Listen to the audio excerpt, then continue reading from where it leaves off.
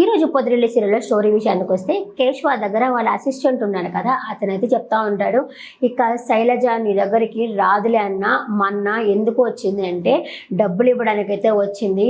నువ్వు ఆ అమ్మాయి కష్టాల్లో ఉన్నప్పుడు తనకి హెల్ప్ చేసావు కదా, అందుకనే వచ్చేసి నీతో మాట్లాడడానికి వచ్చింది.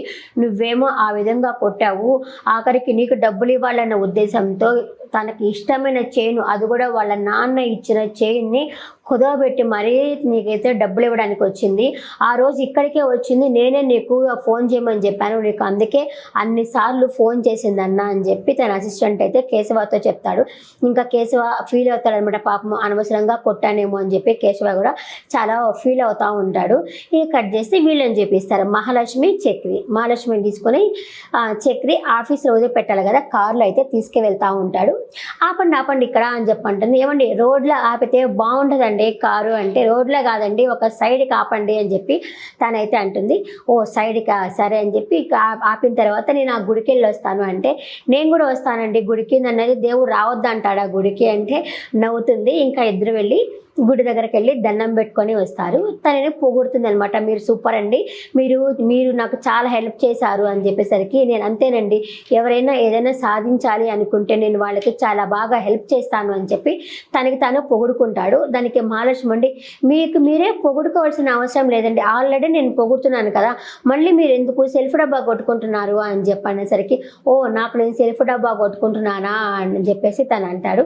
సరేనండి మీ ఇంట్లో వాళ్ళకి ఫోన్ చేసి చెప్పండి, మీకు జాబ్ వచ్చింది, అచీవ్మెంట్ చేశాను అని చెప్పి మీ ఇంట్లో వాళ్ళకి ఫోన్ చేసి చెప్పండి అని చెప్పనేసరికి, మా ఇంట్లో అందరికీ తెలుసు అంటే, ఎలా అంటే మా ఇల్లు ఎవరో కాదు, బృందావనమే మా ఇల్లు, ఆ బృందావనంలో ప్రతి ఒక్కరికి తెలుసు అని చెప్పి మహాలక్ష్మి అయితే చెప్తుంది. చెప్పిన తర్వాత నేను మీకు ఒకటి ఇవ్వాలనుకుంటున్నాను అని అంటాడు చక్రి. ఒకటంటే ఏం చేసుకోవాలి అంటుంది. అంటే ఇస్తాను, మీకు నచ్చితే తీసుకోండి, నచ్చకపోతే నాకు ఇచ్చేయండి అని చెప్పానంటే, ఏమి ఎక్స్చేంజ్ ఆఫర్ ఏమైనా పెట్టుకున్నారా అని చెప్పనేసరికి, అన్నీ తెలుసుకుంటుందని చెప్పి ఒక బాక్స్ ఇస్తాడు. ఆ బాక్స్ని ఇలా చూసి, ఇది పేపర్ వెయిట్కి పనికొస్తుంది అంటే, ఏమండి గిఫ్ట్ లోపల ఉందండి అంటే, ఓ లోపల ఉందా అని చూస్తే వాచి ఉంటుంది అనమాట, వాచి పెట్టుకుంటుంది. మీకు ఇలాంటి వాచీలు ఇష్టం అంటే, ఇలాంటి వాచీలే నాకు ఇష్టము, బాగుంది అని చెప్పేసరికి, అమ్మయ్య నచ్చిందా అని చెప్పి చాలా హ్యాపీగా ఫీల్ అవుతాడు. మీకు ఒక విషయం చెప్తానండి అంటే, ఏంటి చెప్పండి అనేసరికి, అక్కడ చాలా మీ ఆఫీస్లో కొంతమంది నాలాగా సెల్ఫ్ డబ్బా వాళ్ళు కొట్టుకునే వాళ్ళు ఉంటారు, కొంతమంది మీ వర్క్ చూసి కుళ్ళుకునే వాళ్ళు ఉంటారు, కొంతమంది మీరు అందంగా ఉన్నారు కదా పొగుడుతామేమని అదోలా చూసేవాళ్ళు ఉంటారు, ఎవరేం చేసినా నవ్వుకుంటా పోతా ఉండండి అంటే, మీరు ఒక రిటైర్మెంట్ తీసుకున్న ఎంప్లాయీ లాగా చెప్తా ఉన్నారు నాకు అంటే, లేదండి తెలిసిందే చెప్పానండి, ఉన్నదే చెప్పానండి అని చెప్పి ఇంకా సరదాగా నవ్వుకుంటా ఆఫీస్ దగ్గరకు అయితే వచ్చేస్తారు. ఆఫీస్ దగ్గరకు వచ్చినప్పుడు చెప్తుంది, మీరు ఇక్కడ వెళ్ళిపోండి, ఈవినింగ్ అయితే రావద్దు, ఇక్కడే ఉండద్దు, ఇక్కడ ఉన్నారంటే మీ కాళేశ్వరం మీ మీద వేసుకుంటాడు, మీరు వెళ్ళండి అని చెప్పేసి చెప్తుంది. సరే అని చెప్పేసి తన అమ్మాయిని వదిలిపెట్టేసి వెళ్ళిపోతాడు. ఇంకా ఆఫీసులోకి ఎంటర్ అవుతుంది. ఎంటర్ అయిన మరుక్షణమే అక్కడ ఒక సంతోష్ కుమార్ అని ఎంప్లాయీ ఉంటాడనమాట. వాళ్ళ ఆఫీస్ బాయ్ కాఫీ తీసుకొచ్చి ఇస్తాడు అతనికి. కాఫీ వద్దు నాకు అడగలేదు కదా అని చెప్పేసరికి ఆయన తీసుకుపోతూ ఉండేసరికి, కాఫీ ఇటు ఇవ్వు అని చెప్పి, అంటే మీరు అడగలేదు కదా అంటే, ఇప్పుడు అడిగాను కదా అని తాతాడు. ఆయనకు కొంచెం వెరైటీ మనిషి అనమాట, ఆయనకి పెళ్లి కాలేదు, అందువల్ల ఆ ప్రొసెషన్లో ఉంటాడు, వెరైటీగా బిహేవ్ చేస్తుంటాడు ఆయన. ఆ అమ్మాయిని ఏందబ్బా అని చెప్పి అతని సైడ్ చూస్తూ ఉంటుంది. ఇంకా అమ్మాయితో పనిచేసే కొలీగ్ ఉంది కదా, ఆ అమ్మాయి కూడా వస్తుంది. ఫస్ట్ లోపలికి వస్తున్నప్పుడే అతను ఉంటాడు కదా విక్కీ, ఎప్పుడు ఫస్ట్ స్టార్టింగ్లో కూడా తను తోసుకుంటూ వచ్చాడు కదా, ఇప్పుడు వచ్చేసి లోపలికి వస్తున్నప్పుడే వచ్చేసి అంటుంది, నేను మీ దారికి రాను, మీరు నా దారికి రావద్దు, మీరు పొండి అనేసరికి, సూపర్ మంచి ఎనిమి, మీతో నాకు ఫ్యూచర్లో ఎలా ఉంటుందో ఏంటో అని చెప్పి అనుకుంటా తనైతే వెళ్ళిపోతాడు. ఇంకా వాళ్ళ కొలీగ్ ఉంటుంది కదా, మీరు ఇక్కడ ఉన్నారా లోపలికి రండి అని చెప్పి లోపలికి వెళ్ళేసరికి అక్కడ కేక్ కూడా సెట్ చేసి ఉంటారు. చూసి అందరు ఇంకా క్లాప్స్ కొడుతుంటే కేక్ కట్ చేయాలని కొన్ని చూస్తూ ఉంటారు.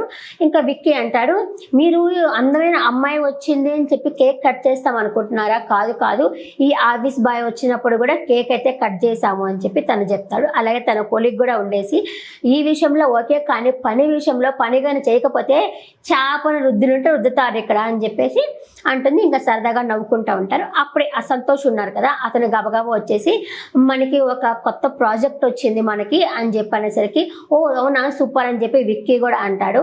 ఆ ప్రాజెక్ట్కి నేను మీటింగ్కి వచ్చాను కాబట్టి నాకు వచ్చింది అంటే కాదు, ఈ మహాలక్ష్మి లోపలికి వచ్చింది కాబట్టి ఈ మనకి లక్కీ ఇచ్చాము, ఇంకా నుంచి నేను మిమ్మల్ని లక్కీ అని పిలుస్తాను, మీరు నన్ను విక్కీ అని పిలవండి అని చెప్పి ఆ విక్కీ కూడా చెప్తాడు. ఈ అమ్మాయి అయితే నవ్వుకుంటుంది, ఏందబ్బా అందరు సరదాగా ఉన్నారు అని చెప్పి నవ్వుకుంటుంది.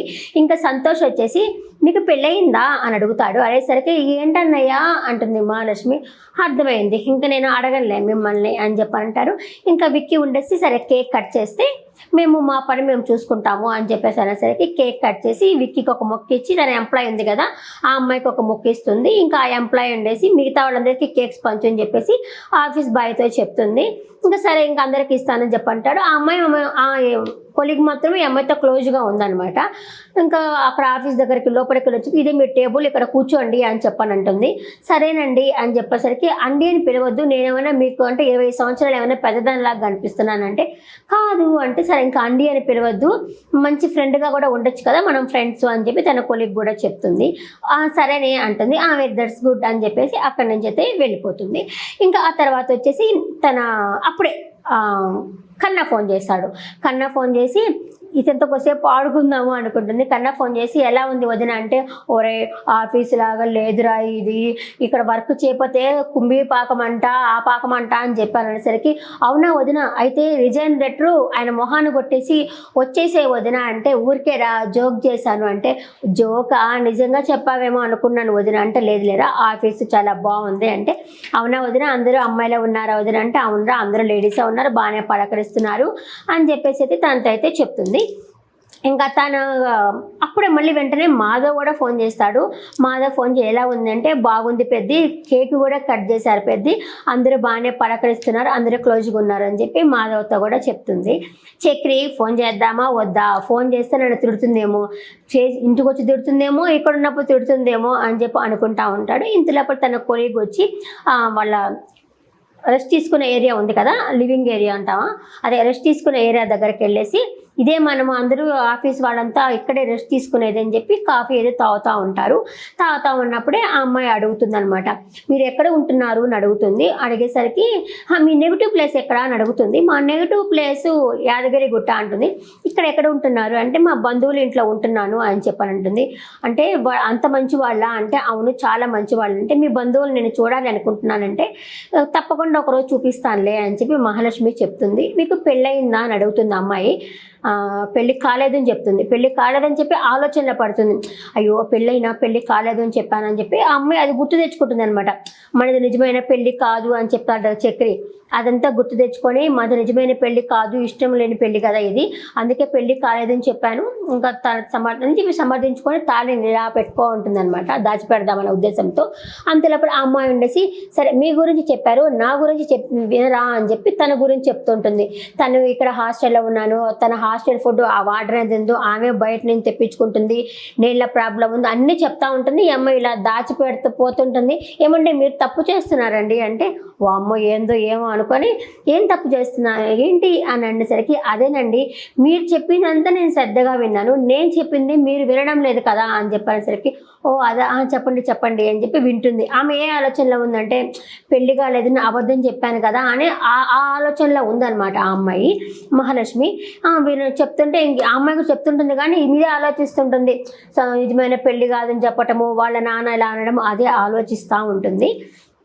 ఇంకా ఆలోచించిన తర్వాత ఆ తర్వాత చక్రి ఫోన్ చేస్తాడు. ఫోన్ చేసి ఏమండి మీరు ఆఫీస్ ఎప్పుడు అవుతుందంటే క్రీస్తు శకం 2050 అవుతుంది అని చెప్పేసరికి అర్థమైంది. అందరూ బాగున్నారా అని అనేసరికి అందరూ బాగున్నారు. లేడీస్ ఉన్నారా అంటే మీరు వచ్చి ఇక్కడ సైట్ వేద్దామనా అనేసరికి పుయ్యో మొర్రో అనుకొని ఎందుకులే ఈ అమ్మాయి చేత అడిగించుకోవడం అని చెప్పి నేను వచ్చేదా అంటే రావద్దు అన్నట్టే చెప్తుంది. ఇంకా సర్లే ఇంకా రావద్దు అని చెప్పింది కదా అనేసి తన పని తను చేసుకుంటాడు. ఇంక ఈ అమ్మాయి కూడా బాగుంది ఆఫీస్ బాగుంది కదా అని చెప్పేసి ఇంకా ఆఫీసులోనే అలా ఉంటుంది.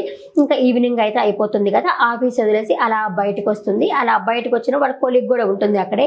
మీరుండేది ఎక్కడ అంటే బస్ స్టాండ్ దగ్గరే అని చెప్పేసి మహాలక్ష్మి చెప్తుంది. ఈ అమ్మాయి కూడా నేను ఇక్కడ బస్ స్టాండ్ దగ్గరే అనేసి ఈ అమ్మాయి కూడా చెప్తుంది. ఆమె హాస్టల్లో ఉంటున్నది అనమాట.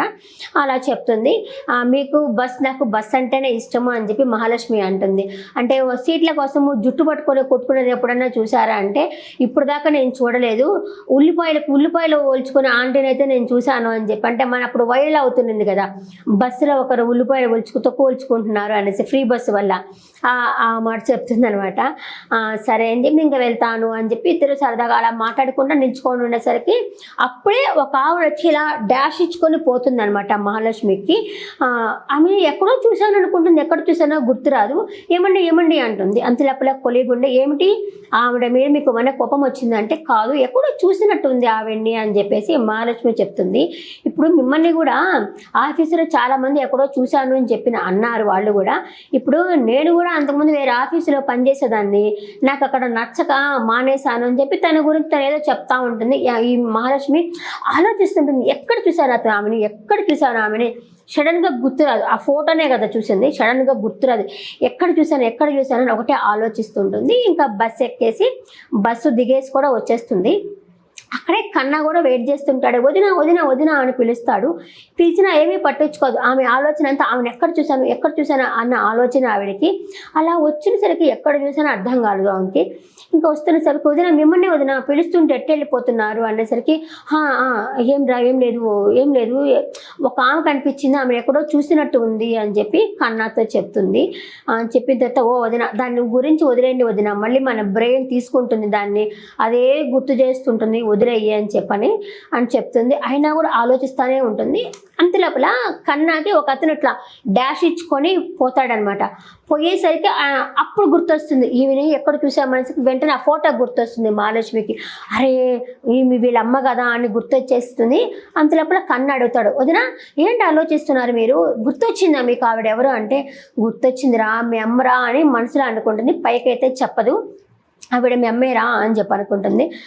ఎవరు వదినా ఆవిడ అనేసరికి ఒక మంచి స్నేహితుడికి అమ్మరా అని చెప్పని అంటుంది. ఓహో వదినా అని చెప్పి వాళ్ళిద్దరైతే ఇంకా ఇంటికి వెళ్తారు. ఇంటికి వెళ్ళిన తర్వాత ఇంకా కేశవ మాధవ వాళ్ళంతా ఉంటారు.